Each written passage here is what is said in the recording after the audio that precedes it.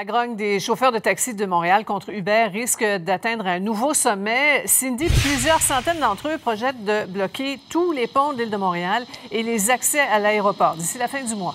Et on se demande si on va assister à une grève générale dans l'industrie du taxi, effectivement, parce que c'est sérieux.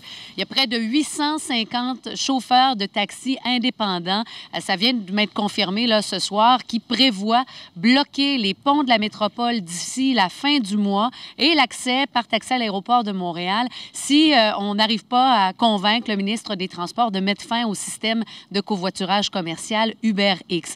Vous savez que ça aurait, à moins de 24 heures d'avis d'ailleurs, un tel coup d'éclat, des impacts économiques majeurs. Et j'ai posé la question ce soir à des chauffeurs de taxi, est-ce qu'ils étaient d'accord avec cette initiative?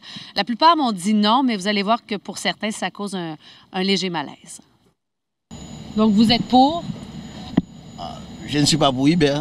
C'est au gouvernement de régler les problèmes. Ce n'est pas en bloquant les ponts, en dérangeant les autres conducteurs qu'on va régler notre problème. Bloquer les ponts, là, ce n'est pas une bonne idée.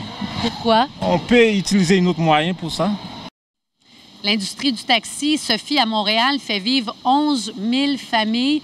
Via leur porte-parole, ces gens-là nous disent que depuis l'arrivée d'UberX, depuis un peu plus d'un an et demi, en fait, maintenant, on perd 50 $ par jour là, minimum en raison de ce nouveau service commercial. Alors, ces gens-là en ont assez, carrément, et sont prêts à tout. Je le rappelle, donc, 850 chauffeurs de taxi indépendants qui se disent prêts à bloquer les ponts à Montréal. C'est pas rien. Et c'est sérieux au point où il y a une réunion demain, d'ailleurs, selon le porte-parole, ou avec d'autres associations de taxi, on va voir vers quoi on s'en va. Mais possible grève générale, effectivement, dans l'industrie du taxi. Reste à voir si le gouvernement va réagir, justement, la réaction à ces du ministre Poitier. Alors, à suivre. Merci, Cindy. Au revoir.